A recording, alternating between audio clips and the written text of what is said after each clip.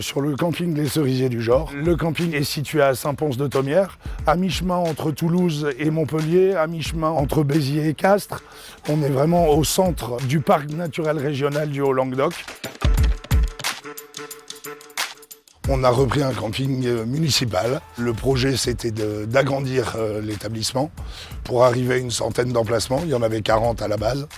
En faisant notre agrandissement, plutôt que de refaire un bloc sanitaire commun, on a pris l'option de faire des emplacements avec des sanitaires privés. Donc on les a conçus entièrement en bois. On produit l'eau chaude par des panneaux solaires. Et bien sûr, ça s'accompagne aussi par l'abandon de tout produit phytosanitaire. Tout est boisé autour de nous. On voulait que le camping soit aussi dans ce principe-là. Donc on a planté plus de 200 arbres, près de 2000 plants de haies. On s'est très vite rapproché de Clé Verte parce que ça nous correspondait complètement.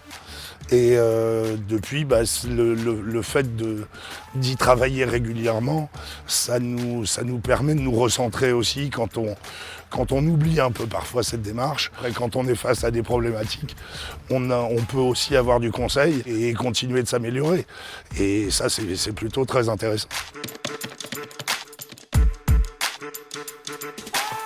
La mairie, Aérotourisme, le parc naturel du Haut-Languedoc, encore une fois, le pays Haut-Languedoc et vignoble, sont toutes des institutions sur lesquelles on va chercher de l'aide, parfois par le conseil, parfois financier aussi. Par exemple, le département, là avec la période Covid, nous a aidés pour Clé Verte en finançant une partie de l'adhésion.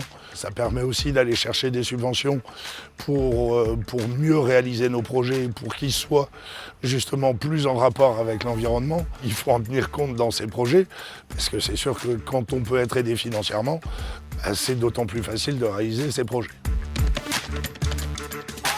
Tout ce qui est environnemental, au final, nous fait faire des économies. Le fait de ne plus acheter de produits phytosanitaires, c'est une économie derrière. Du coup, il faut réfléchir à comment faire autrement.